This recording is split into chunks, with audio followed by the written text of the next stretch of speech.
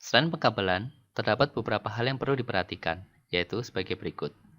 Mengorganisir peralatan data center, redundansi jaringan, ruangan jaringan, pengkodean warna kabel, dan konektivitas antar bangunan.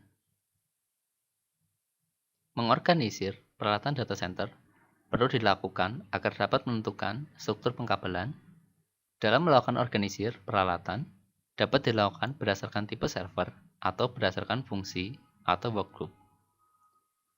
Organisir berdasarkan tipe server akan lebih mudah jika peralatan yang ada masih sedikit dan dilakukan dengan mengecek dengan tujuan untuk menyesuaikan dengan pertumbuhan data center.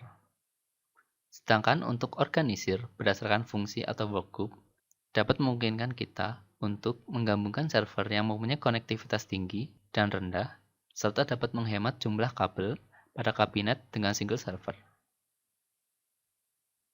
Tujuan dilakukannya redundansi jaringan adalah untuk meningkatkan reliabilitas jaringan pada infrastruktur data center. Redundansi sendiri baru mulai dilakukan pada data center tier 2 sampai tier 4, sedangkan pada tier 1 tidak ada redundansi. Ruang jaringan perlu diperhatikan karena fungsinya sebagai penampung struktur pengkabelan yang berisi deretan kabinet dan perangkat jaringan yang dikonfigurasikan dengan data center. Dalam memperhitungkan space yang tersedia dengan konektivitas pada data center, terdapat beberapa hal yang perlu diperhatikan, yaitu menangani sebagian besar koneksi sesuai dengan space yang ada, memberikan beberapa perlindungan secara fisik terhadap kabel, memudahkan user data center untuk mengakses, dan mudah dikembangkan di masa yang akan datang. Penggunaan kode warna merupakan suatu cara yang efektif untuk menegaskan koneksi yang spesifik pada data center. Sebagai contohnya, pada gambar di samping, jack berwarna hitam terhubung dengan network row pada data center, sedangkan jack warna putih terhubung dengan kabinet server. Dalam menyediakan konektivitas antar bangunan, dapat digunakan topologi star dan ring yang merupakan standar industri untuk konfigurasi konektivitas antar bangunan. Jumlah helai kabel yang dibutuhkan adalah sebanyak 24 helai untuk set yang lebih kecil dan 72 helai untuk set yang lebih besar. Kelebihan penggunaan topologi ini adalah mudah dalam memasang kabel, jaringan tidak mudah terkena gangguan, mudah dalam mendeteksi kesalahan. Sedangkan untuk kekurangannya adalah membutuhkan kabel yang lebih panjang, biaya yang lebih mahal.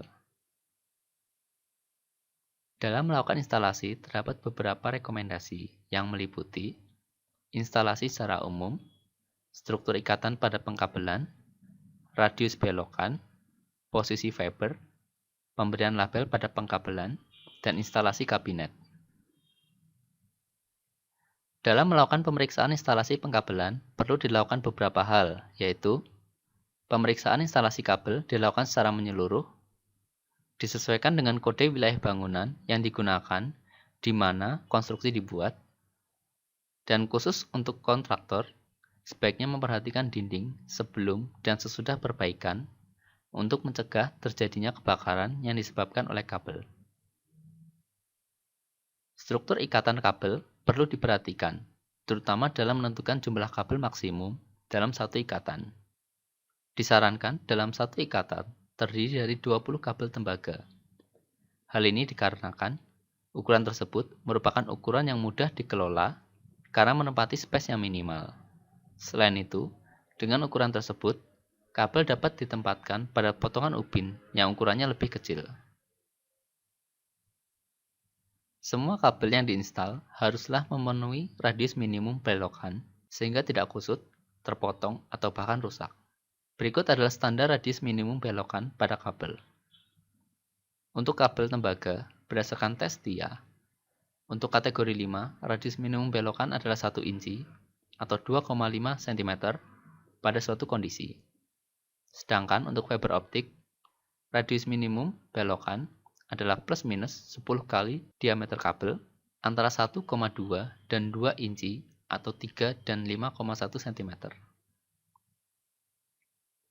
Posisi fiber optik yang konsisten dapat menjaga polarisitas sistem yang dapat diwujudkan dengan orientasi transmitter dan receiver ditempatkan pada posisi yang sama.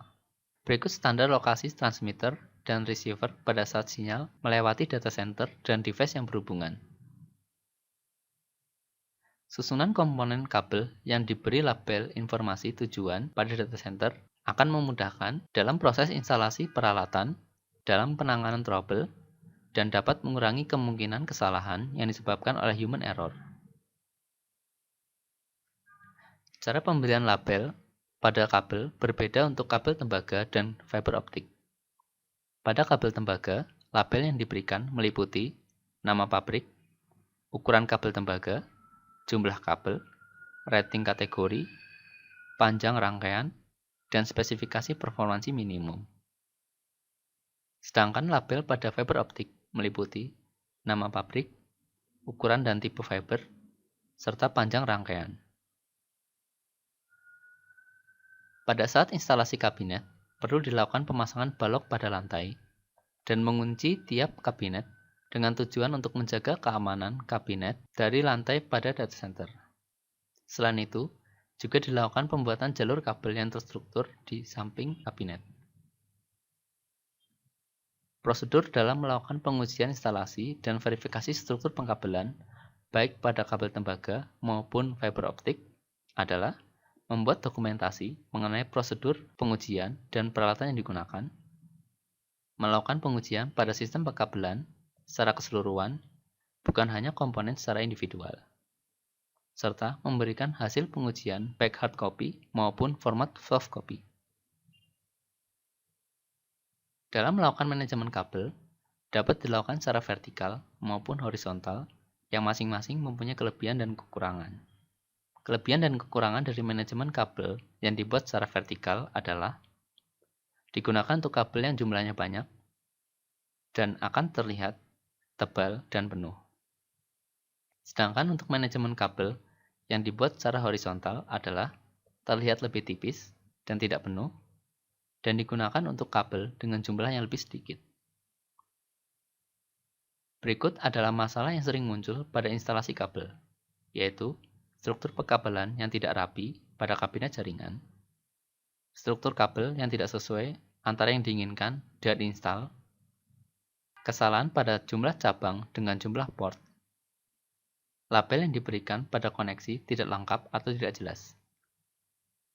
Dalam melakukan perancangan pengkabelan dilakukan dengan 3 tahapan, yaitu mengenali karakteristik kabel, menggunakan teknik standar pengkabelan, dan dokumentasi.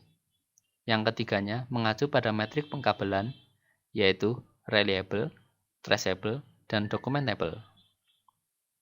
Berikut ini adalah lampiran yang berisi definisi dari masing-masing karakteristik.